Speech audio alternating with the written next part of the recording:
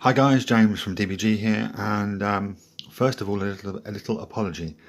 I'm currently working overnight, and I'm doing this while I'm recovering from working overnight. So the thought of setting up my tripod and everything is just not going to happen.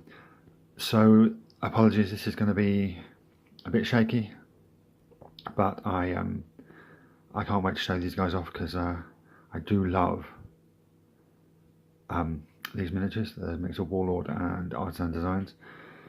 I also may apologise for my lack of coherent speech because I am very tired. But I've only got 2 more shifts for the night to go, then I have 4 days off, which is greatly looking forward to. And it also means I can crack on with the second half of this job, because the first half is some additional parts for one of my regulars, Deutsche Afrika Korps Army. A few odds and sods just to finish things off. So from left to right we have the Horch, AAA, the anti-aircraft gun itself just pops off and then just pops on, he says. There you go. There you go. So he can use it both as a mobile anti-aircraft platform and a static one. At the back there we have a Lorraine Schlepper. These are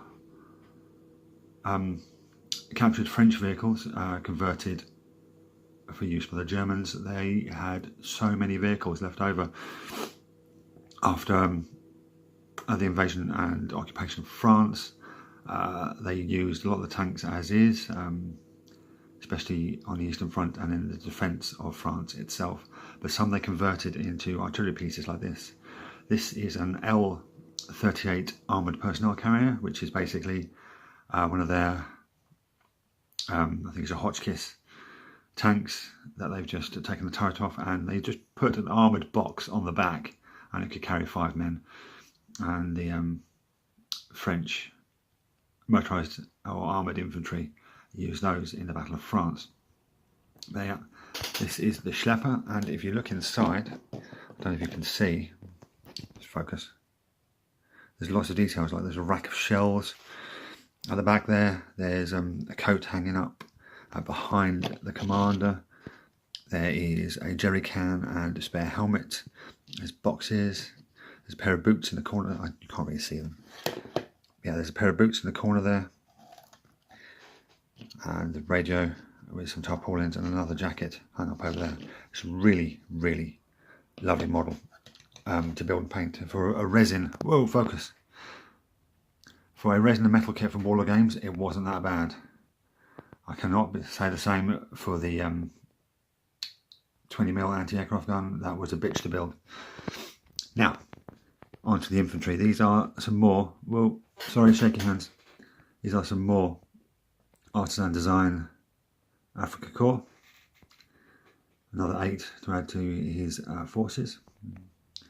These guys are absolutely brilliant. As I said before, they are so characterful and they're just so much fun to paint. It's not often that you can say a model is really good fun to paint, but they are really good fun to paint. Down here we have an MG34. Let me just adjust the lighting.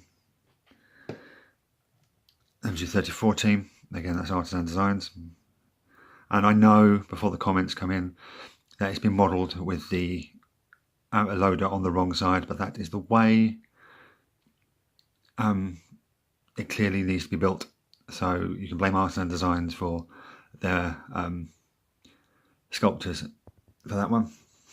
And then down here we have one of the most famous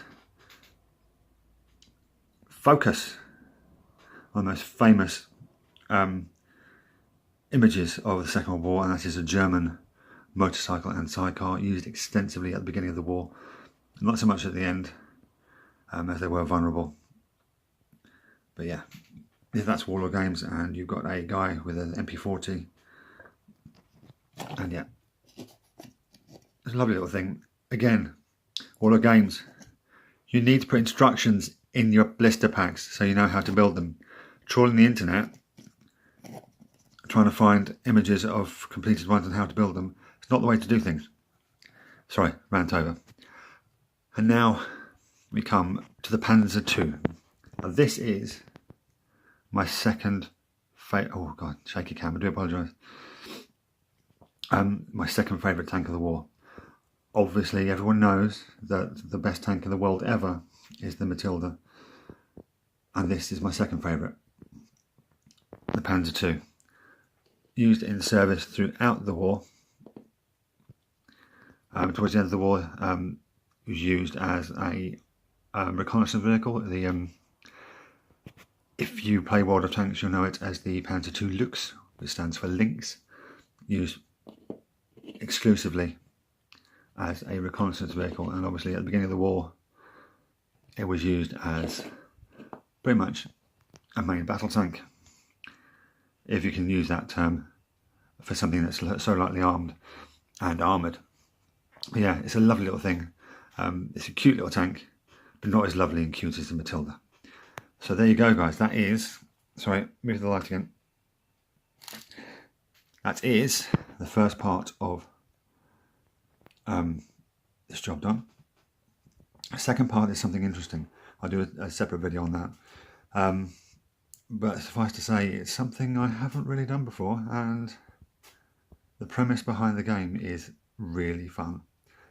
But we'll save that for the next video. So, as usual, guys, thank you for watching. Do all the YouTubey stuff, like and subscribe, share with your friends, share on Facebook. Don't forget to look us up on Facebook, Instagram as well, or on Twitter. And check out our affiliates, Goblin Gaming and White Shark Gaming, links in the description. And as always, thank you for watching, and I'll catch you next time.